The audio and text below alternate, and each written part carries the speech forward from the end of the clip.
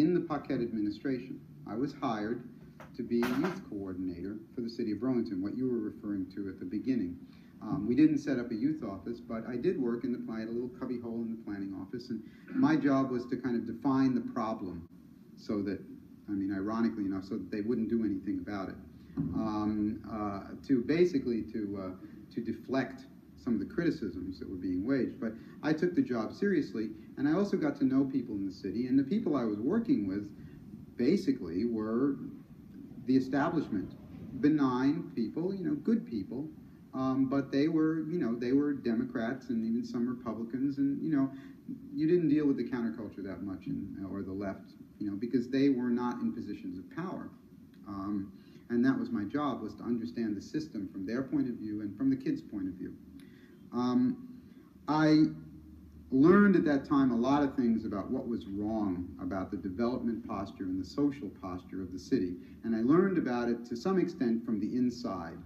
I was an opponent, but I was also working for the city, or privy to information for a short period of time. And I think that that helped form my perspective and gave me a perspective on what it's like to be involved in governing a city. I was always highly critical, but on a certain level, I have to say I was sympathetic to their sense of powerlessness. I was also involved in the campaign for rent control, which began as about 1976, as a campaign to convince people that there was, in fact, a housing crisis in the city to begin with, which was hard enough to convince them of. And we did, and we eventually clarified the issue to the point where we put rent control on the agenda. And I left city government. I left city government also because I found that I just could not work for a city government when I was so much at odds with what they were doing in almost all areas. And one of the things that I identified at that time, which continues to haunt me and plays a part in the book, there's practically a whole chapter about it near the end of the book, is this addiction to cars and building new roads. And I focused in on the Southern Connector because I believed, and I still believe, that this particular road represents all the worst things about city planning. It's a road whose pretty much sole purpose is to bring more cars into downtown Burlington and to act as an incentive for more development, particularly on the waterfront. That was very clear, very early, and was stated overtly by the city planners. The city planning director said it's the linchpin of development in the city, that developers were waiting for this road to be built so that they would come in and spend their money and build up the rest of the city. So I concluded that, well, let's get rid of that linchpin. Let's stop that linchpin.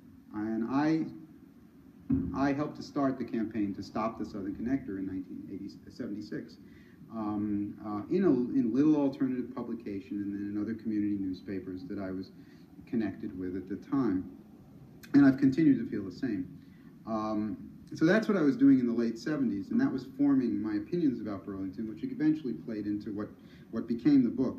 I was also involved in the peace movement and the anti-nuclear movement, in particular through an alternative bookstore that I was part of, a collectively run bookstore, which served as a base for anti-nuclear organizing and some peace organizing. And then later worked in the Citizens Party. Eventually, I left the Citizens Party.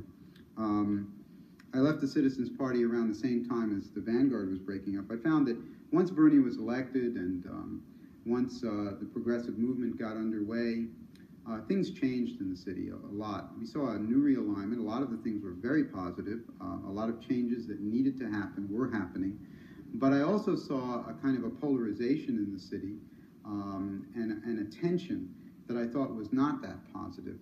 And the tension was affecting me too. It was affecting me in my work, making it more difficult for me to work in the newspaper, more difficult for me to really express my opinions, more difficult for me to operate politically.